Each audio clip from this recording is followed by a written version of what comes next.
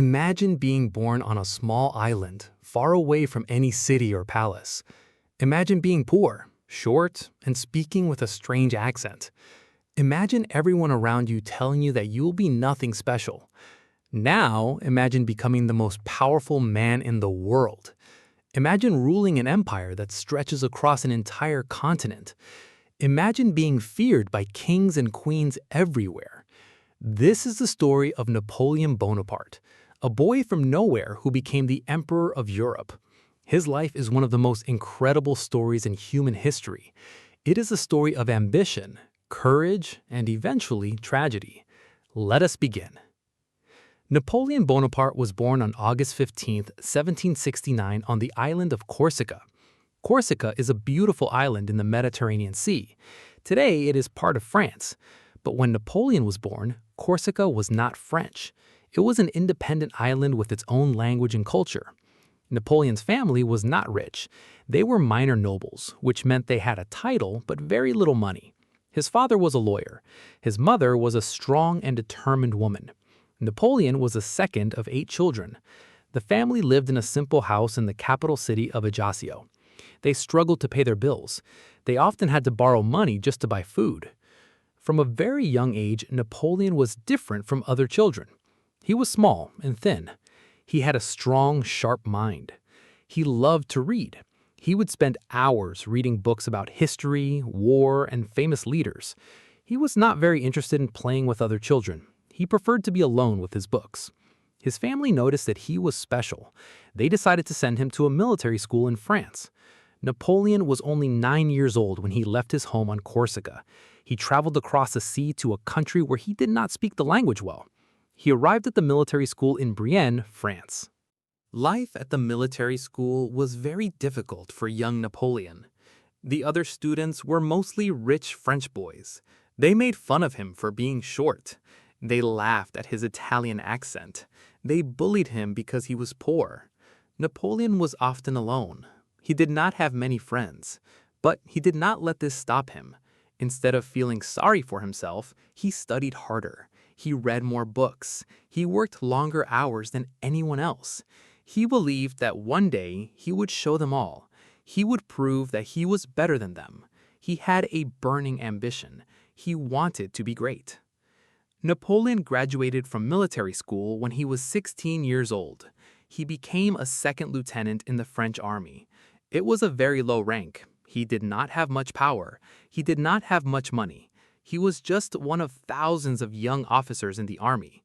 But Napoleon was patient. He continued to study and prepare for his future. He read books about military strategy. He studied the great generals of history. He watched and learned. He was waiting for his chance. And then something happened that changed everything. In 1789, the French Revolution began. The people of France rose up against their king. They wanted freedom, equality, and a new government. The old system of kings and nobles was destroyed. Thousands of people died. France was in chaos. But for Napoleon, this was an opportunity. He saw that the old rules no longer mattered. In a revolution, anyone could rise to the top. Anyone could become a leader. Napoleon was ready. He joined the Revolutionary Army. He fought for the new French Republic, and he quickly showed that he was a brilliant commander. In 1793, Napoleon was only 24 years old. The city of Toulon was in rebellion against the French government. The British army was helping the rebels. The French army tried to take back the city, but they failed. Then Napoleon arrived. He studied the situation carefully. He saw that the British ships were the key to the city's defense. He placed his cannons in the right position and attacked the British fleet. It was a brilliant move. The British ships were forced to retreat. The city of Toulon fell to the French. Napoleon was a hero. He was promoted to general. He was only 24 years old. He became famous overnight. From that moment, Napoleon's rise was unstoppable. In 1796, he was given command of the French army in Italy. He was not the most experienced general. He was the youngest, but he was the smartest. He led his army into Italy and won a series of stunning victories. He defeated the Austrian army, which was much larger than his own. He captured cities and treasures. He sent money and art back to France.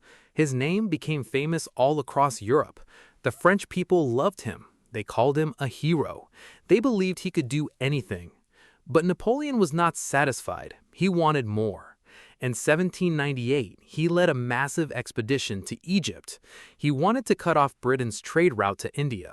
The campaign in Egypt was difficult. The heat was unbearable.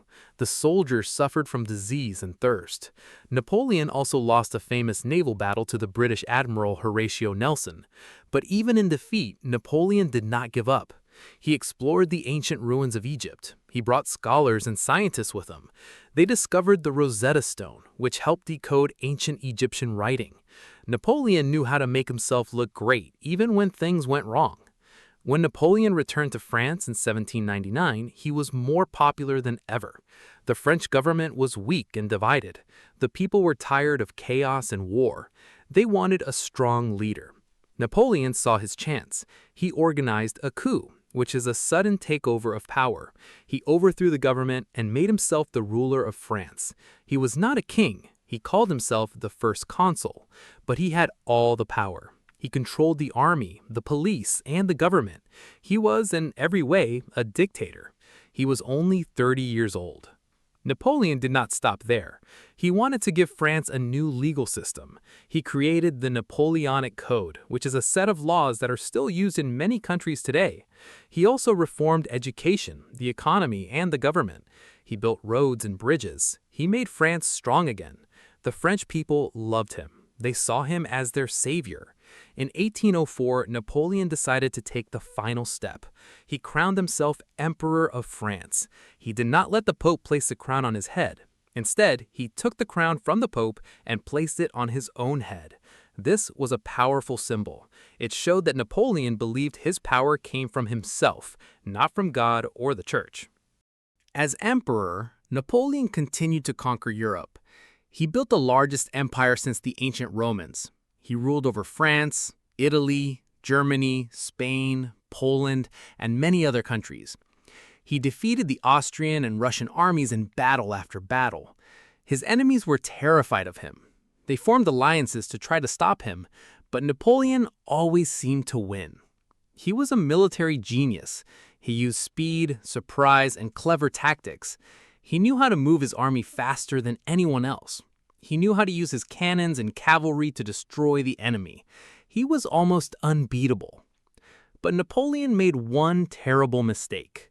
In 1812, he decided to invade Russia. The Russian army was huge, but Napoleon was confident. He marched his army of 600,000 soldiers into Russia. At first, everything went well. He won some battles. He captured the Russian city of Moscow. But the Russians did not surrender. They burned their own city and retreated into the winter. Napoleon was stuck in Moscow. The winter arrived and it was incredibly cold. The temperature dropped to negative 30 degrees Celsius. Soldiers froze to death. They had no food. They had no warm clothes. The Russian army attacked them as they retreated. Napoleon lost most of his army. Only 100,000 soldiers survived the retreat. This was the beginning of the end. In 1813, Napoleon was defeated in Germany. In 1814, Paris was captured by his enemies. Napoleon was forced to give up his throne. The victorious kings sent him into exile. They sent him to a small island called Elba in the Mediterranean Sea. They thought this would be the end of him, but they were wrong. Napoleon stayed on Elba for almost a year. He was still young. He was still ambitious. He watched the news from Europe. He knew that the new French king was unpopular. He knew that the French people still loved him. He decided to escape. In February 1815, he escaped from Elba. He sailed to France with a small group of soldiers. When he arrived, the French army was sent to capture him, but instead of fighting, the soldiers joined him. They shouted, "Long live the Emperor!" Napoleon marched to Paris and took power again. He was emperor once more. Europe was shocked. The kings and queens were terrified. They formed a huge army to defeat him once and for all. Napoleon quickly raised a new army and marched to meet his enemies. On June 18, 1815, he fought his final battle. It was a place called Waterloo in Belgium. The British army was commanded by the Duke of Wellington. The Prussian army was also coming to help them. Napoleon fought bravely, but he made mistakes. He waited too long to attack. The Prussian army arrived at the worst possible moment. Napoleon's army was defeated. He lost the battle. He lost everything. After Waterloo, Napoleon was captured and sent into exile again. This time, they sent him far away. They sent him to the island of St. Helena in the middle of the Atlantic Ocean. It was one of the most remote places on Earth. There was no way to escape. Napoleon lived there for the last 6 years of his life. He was lonely and sad. He missed his family and his country. He spent his days reading, writing, and talking about his battles. He was still a great man, but he was also a broken man. On May 5th, 1821, Napoleon Bonaparte died. He was 51 years old. But Napoleon's story did not end with his death. He's still remembered today as one of the greatest military commanders in history. His laws, his ideas, and his influence can still be seen all around the world. He changed Europe forever. He is a symbol of ambition and determination. He showed that a boy from a small island could become the most powerful man in the world. He showed that anything is possible if you work hard enough and never give up. So, what can we learn from Napoleon? His story teaches us that ambition is powerful, but it also teaches us that pride can be dangerous. Napoleon had everything, and then he lost everything because he wanted more. He could not stop conquering. He could not accept peace. In the end, his greatest enemy was his own ego. He reminds us that success is not just about reaching the top, it is about staying there, and it is also about knowing when to stop. Now, I have a question for you. Do you think Napoleon was a hero or a villain? Was he a great leader who brought progress to Europe? Or was he a tyrant who caused suffering and war? Write your answer in the comments below. I read all of them. If you enjoyed this story and want to learn English with fascinating stories, please like this video and subscribe to the channel. Don't forget to click the bell so you never miss a new story. Thank you for watching. See you in the next video.